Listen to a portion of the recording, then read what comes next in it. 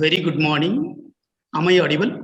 Yes, Yeah, yes. you are audible. Respected panelists and friends, with pleasure, I take you through this interesting study. Can rate of retinal vascular outgrowth be a predictor of treatment need in babies with retinopathy of prematurity?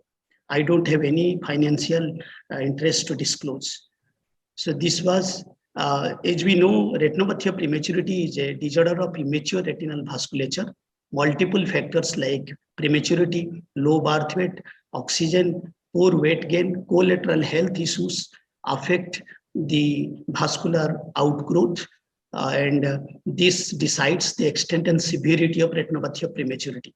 In this study, we intended to analyze the rate of retinal vascular outgrowth in disc diameter per week in treatment naive eyes with various stages of retinopathy of prematurity and evaluated whether they could be a predictor of treatment need.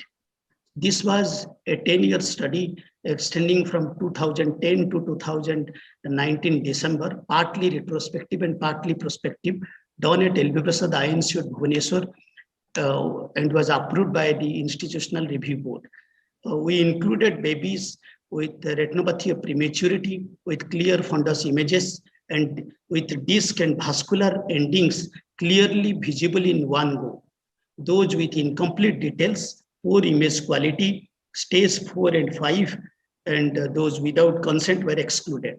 We used both platforms, RetCam, Shuttle, as well as Phoros Neo to do the calculations. The quadrants analyzed included superotemporal quadrant, inferotemporal quadrant, inferonasal, supraronasal, horizontal nasal, and horizontal temporal. Measurements were done by 2 retina specialists, masked to the postmenstrual age and treatment details. A third examiner cross-checked the calculations. While the RetCam Shuttle had an inbuilt caliper option for calculation for Phoros Neo, we used a scale.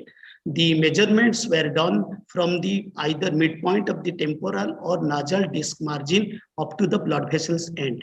The red-green enhancement was used to make the blood vessels prominent, and the speed was, as shown here, the distance from the disc margin up to the blood vessel end divided by the horizontal disc diameter divided by post-menstrual age at calculation minus 17, assuming that the blood vessels reach the temporal disc margin at 17 weeks of gestational age.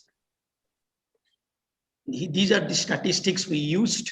We compared the speed in different groups, also compared the horizontal disc diameter between the groups. The interclass correlation coefficient was used to assess for the reproducibility, and finally ROC curve to assess the predictive value of the speed and decision for treatment need. There were 3 groups, group 1 with 238 eyes, group 2 spontaneous regression, group 3 prematurity but no ROP. The group 1 was further subdivided as is shown here. The rate was maximum in those with no ROP, that is 0.71 plus or minus 0.10 disc diameter per week, and was lowest in those requiring treatment, that is 0.49. The subgroup analysis showed that the speed was lowest in APROP group, followed by threshold, hybrid, and followed by high risk pre-threshold. There was no statistical significant difference between the horizontal disc diameter among the different groups. While we calculated all the quadrants, the examiners preferred to calculate the superotemporal and inferotemporal quadrant. We saw that the speed less than 0.40 disc diameter per week, about 99% required treatment. When we plotted the ROC curve, it showed that rate of vascular outgrowth is a significant predictor of treatment need, and at a cutoff value 0.56 in superotemporal quadrant, 0.57 in inferotemporal, 0.54 in horizontal temporal quadrant, the accuracy of predictability is as shown here.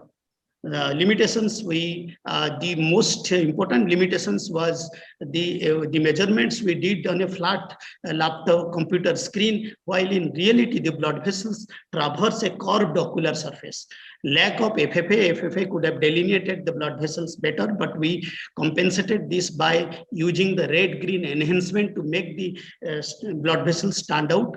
The rate of vascular growth assumed to be uniform throughout the study period between 2 points of time, but actually it might not be so, because depending on the systemic status, the growth rate might change.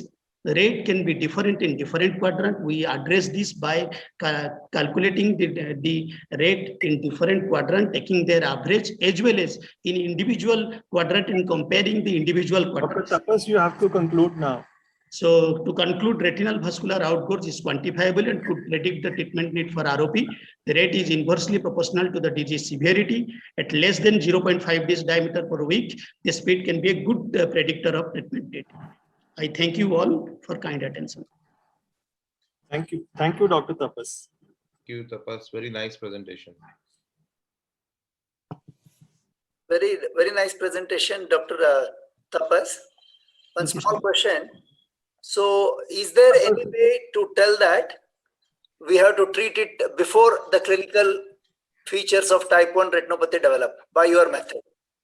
Yes, sir. So this the speed that we analyzed here is not the predictor of treatment. Multiple factors decide, but when we see that the rate of speed of vascularization less than 0.5, it alerts one that there is a high chance that these babies will need treatment. They need closer follow-up and extra stress on the systemic factors, which can be modified to alter the treatment outcome. Nice. Actually, please stop sharing your screen. The standard deviation is also a little overlapping between the three groups. So that's also a concern, but it's a very good study and very elaborately done. But the clinical use will be little difficult to determine, because most of us will be always following ROP by the features of type 1, and as soon as it's reached, we treat. Yes, sir. The reason we undertook this study is that because while examining these babies, I saw that the cases where the vascular outgrowth is slow, like you see the blood vessels remain stunted for a long period of time, they ultimately require treatment more often. If someone calls them, say 2 weeks, 3 weeks, then in between the subject eye reaches a treatment stage. So if we see and in our mind imagine that how many distance away is the vascular ending in terms of the horizontal disc diameter, we can keep in mind that probably these are the babies, these are the eyes, they will need treatment more often.